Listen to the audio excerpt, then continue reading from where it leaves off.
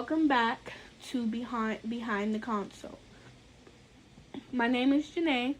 I'll be your host, and today I'm going to be talking about robotic surgical instrumentation and the critical role that sterile processing plays in patient safety.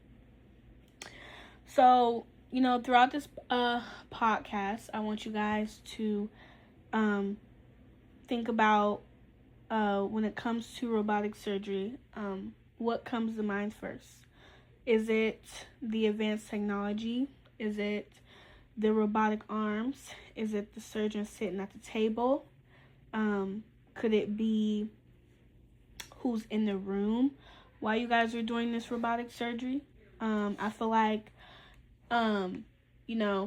there's so many different factors that goes into robotic surgery that a lot of people don't see, at the top of their head. So we're going to be getting into those type of different aspects today. And I feel like what most people don't think about is everything that happens before the surgery even begins. Before a robotic procedure can take place, instruments must be cleaned, inspected, assembled, and sterilized. And who is responsible for that process? I hope you said sterile processing, because you're right. So in this podcast, again, I'll be exploring what makes robotic instruments so complex, the common issues that occur during reprocessing, and how sterile processing professionals help prevent these problems every day. So the main takeaway that I want you to remember is that robotic surgical instrumentation improves position and patient outcomes, but improper handling and reprocessing can lead to equipment failure, surgical delays, and serious patient risk. And when it comes to surgery or any type of procedure being done, patient safety always comes first. And I'll keep on reiterating that through our podcast, as I do every time. The patient always comes first. So the first topic that I would like to get into is what makes robotic instruments unique. At first glance, robotic instruments might look similar to traditional surgical instruments, but are they really that similar? If you wanted to guess, the answer is no. They may look alike, but they're completely different. So robotic surgical instruments include graspers, scissors, needle drivers, and energy instruments. And unlike standard instruments, these tools are designed with multiple joints, internal cables, installation layers, and moving components. But why does that matter? I'll give you a minute to guess. So because the more complex the instrument is, the more difficult it is to clean and inspect properly.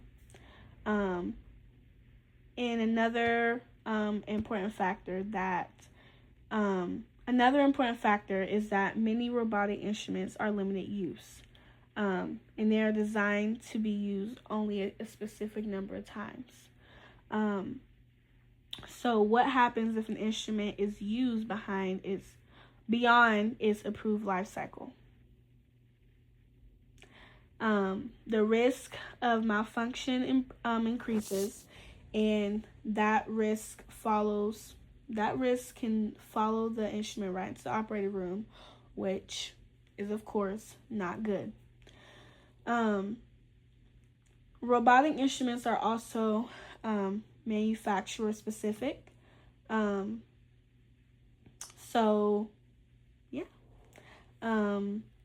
IFUs are very, very important when it comes to robotic instruments, and we'll get into that a little bit later.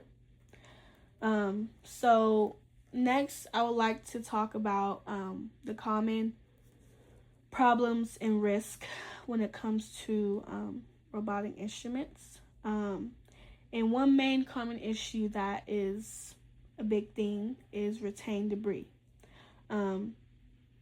If an instrument looks clean on the outside, is it actually clean? Not always. Debris can become trapped inside joints or internal components, and if instruments are not fully disassembled or brushed, it will be you won't be able to see the debris. Another issue that is a thing is, I want to say thing, another important factor is moisture. This is a rather serious concern because, that comes, biofilm, bacteria, stuff like that. So what happens if moisture remains inside an instrument after cleaning? Over time can cause corrosion or internal damage that, again, may not be visible during routine inspection. And insulation damage is also another critical issue, especially when it comes to energy instruments. How easy would it be to miss any tiny crack in insulation without proper lighting or magnification? Very easy. And the consequences can definitely be severe if, still processing, if the department is not looking at these instruments properly with proper, again, magnification and lighting, proper lighting. Another important factor to take into this is the tracking instrument usage. What happens if tracking fails? These instruments may be used beyond their safe limit, increasing the chance of failure during surgery, which is not good. So next I'll be talking about solutions, best case scenarios. So how can sterile processing professionals prevent these types of problems from happening? The first step is strict adherence to the manufacturer IFUs. Like I said earlier, we get into this. That is very important to stick to what the IFU says. Missing these types of steps, or cutting, or just not following the proper steps can lead to severe consequences, and it can put the patient at higher risk. You could risk your job. Like, there's so many factors that go into not properly cleaning instruments, whether that's robotic instruments or regular standard instruments. It's very, very important when it comes to any instrument to look at the IFU. It's but specifically we're talking about robotic instruments. And these instruments, you can't just submerge them in water. Like, you have to disassemble them. You have to you gotta read them IFUs. Every podcast I mention that as well. You have to make sure you're reading these IFUs from top to bottom and making sure you're not missing no steps. So can robotic instruments be processed using shortcuts or any types of other methods? Absolutely not. Like I said, all instruments must be fully disassembled before cleaning. And this is important because it allows cleaning solutions, brushes, and water to reach areas that would otherwise be missed.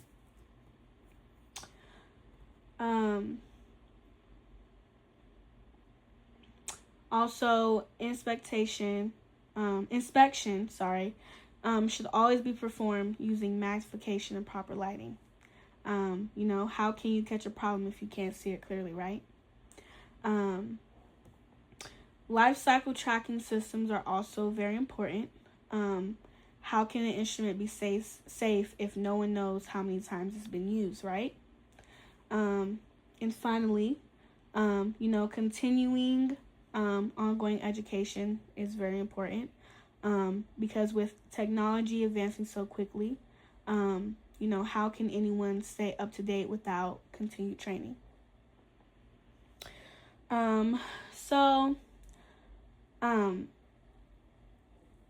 What I want you to take away from all this is that robotic instruments are complex, they're fragile, expensive, heavy on the expensive part, and highly dependent on proper handling. Robotic surgery may happen at the console, but where does the patient safety really begin? It begins in sterile processing. So by following IFUs, performing thorough inspections, and maintaining high professional standards, sterile processing professionals help ensure that robotic surgery is safe, effective, and successful. Thank you for coming to my podcast. I hope that you have taken some stuff from it, and I hope that those questions that I asked you take those into consideration as well. Thank you.